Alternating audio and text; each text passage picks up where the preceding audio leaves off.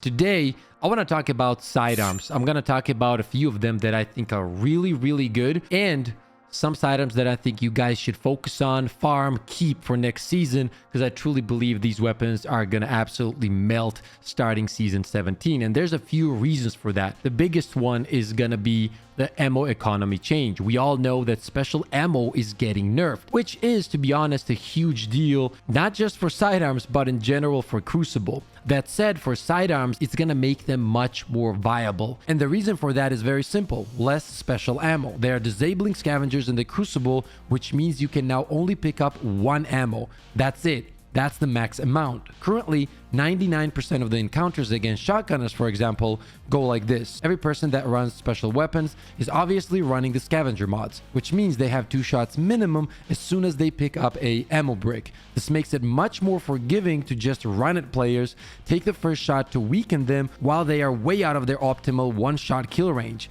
and then take them out with the second shot. Now, that is possible this season, but starting next season, most of those encounters with shotgunners, this is how it's gonna go. They're gonna run at you and you're gonna be backing up a little bit. At least that's what you should be doing. You're melting them with your sidearm. Even if they get the first shot in, if it's not an instant kill, they don't have a second shot to follow up. The nerf to special ammo is going to bring out a lot of primary close to mid-range weapons into the meta that are not currently that often used in the Crucible, especially on console. I feel like sidearms are extremely underrated. Not many people know that 300 RPM sidearms have a TTK of around 0.6 as long as you're landing headshots. And even if you have some body shots in there, it goes to 0.8, which is pretty much around the same as Shayura's Wrath, when you're getting like 80% of headshots with that submachine gun, which is crazy. They're very underrated. You guys know that I absolutely love sidearms. I use them all the time on the streams. And by the way, for the people that don't know, I stream here on YouTube every day from Friday to Tuesday. I help a lot of people go flawless, and in general, we have a phenomenal time on stream. So I'd love to see every single one of you guys there. I feel like these weapons, these sidearms that we're going to talk about right now,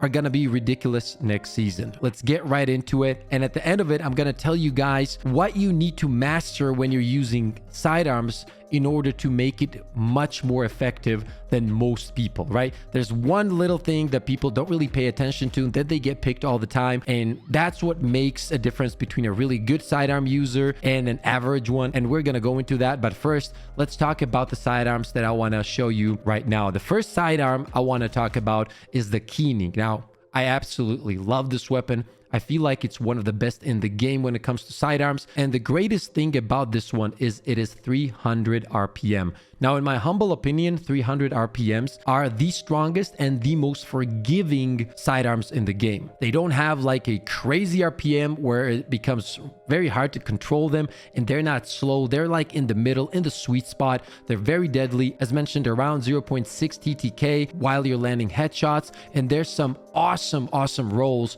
on the Keening that you can get currently. So if you are getting these, do not delete them, keep them. As for their rolls, let me show you the one that I have right here. Extended barrel, we have light mag, we have killing wind, and multi-kill clip. Now, for me personally, these two right here is the roll. I absolutely love it. Now, what happens with multi-kill clip, guys, is when you get the first kill, which by the way, without multi-kill clip, you're going to be dealing 51 to the head. But once you do get the first kill and get the reload, now your shots are doing 59 per head, which makes this sidearm much more forgiving. You can pretty much keep the 0.6 TTK, but now you can land some body shots alongside the headshots, which makes it absolutely ridiculous, to be honest. For me personally, this is the best sidearm in the game, and let's be honest, it kind of looks cool, right? It really does. The reason I like full auto and 300 RPMs, guys, you're always shooting at max RPM, but the reason this is gonna only get better next season, full auto is no longer gonna be a mod. It's gonna be pretty much a setting, which means that then you can take this off and, for example, slap on something like Icarus grip, which we all know is gonna be pretty important next season due to all the in-air combat changes. So once again, having full auto as a setting in season 17 is gonna be very interesting. For the masterwork, I have stability.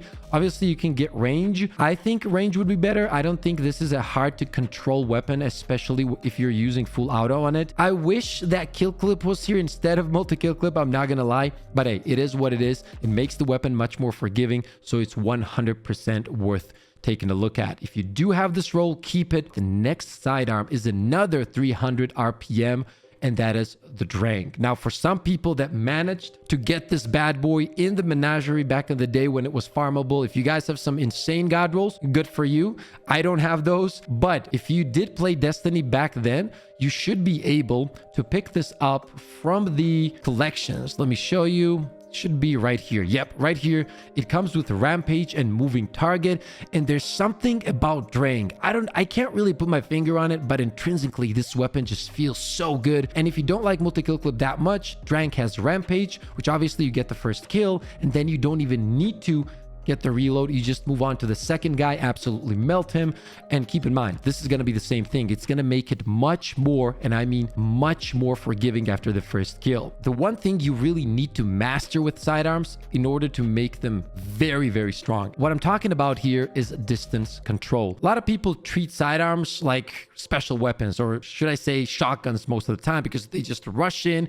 They don't even look at the distance between them and the enemy. They know there's a shotgunner around the corner or maybe in a small area, and they just rush in. Guys, it's not going to work. Even if they have one bullet, if you're playing their game and if you're not keeping the distance with a sidearm, honestly, it's not going to be the sidearm's fault that you're dead. It's going to be your fault. If there's not enough range between you and them, if you're a hunter, just hop back. If you're a titan, just glide back. Same with the warlock. Just try to strafe back a little bit and keep your shots going. Always keep your distance 10 meters and above. It would be better if you manage 15 and above, but don't ever get into a fight with a sidearm when you're in that 10-meter range. You're gonna get killed with a shotgun. It's very easy. Now, I'm not talking about Chaperone. Once again, that thing isn't a shotgun. We all know it's some kind of bug in the game. It was supposed to be a sniper. It probably even had a huge scope on top of it. But when we're talking about legendary shotguns, keep your range. Don't give them the ability to take you out with one shot. The biggest mistake I see people making, they treat these weapons differently. And in all reality, they're primary weapons that have a really fast TTK, but that only works if you manage the distance properly. So work on that skill. Don't rush in. Take your time, keep your distance, and trust me, once you master how to use sidearms, they're extremely powerful and very, very underrated, especially on console. Now, another thing that is very cool with these sidearms right here is that they are in the energy slot, which means that you can pair them with some amazing weapons, some of the best weapons in the game when it comes to hand cannons, such as Hawkmoon and Thorn. Maybe you like Lumina. And don't forget, if you like Drang, which, let's be honest, it's a very, very strong sidearm, then you can combine it with the Sturm. Every time you get a kill with the Drang, then you can swap to this bad boy right here and you can get 2 taps. You pretty much will have a 120 weapon that gets you easy 2-tap kills. Sturm is still one of the best 120s in the game. It just feels so stable and very, very consistent. And overall, this combination, Sturm and Drang, is still one of my favorites in the game. I use it all the time when I help people get flawless runs. No matter what the map is, you can make this combination work. Once again, Keening and Drang, get these 2 bad boys ready for next season. You are gonna be melting people left and right. Even in this current meta, you guys see me use these weapons and we destroy people in the Crucible. That's how good they are. Next season, it's only gonna get better.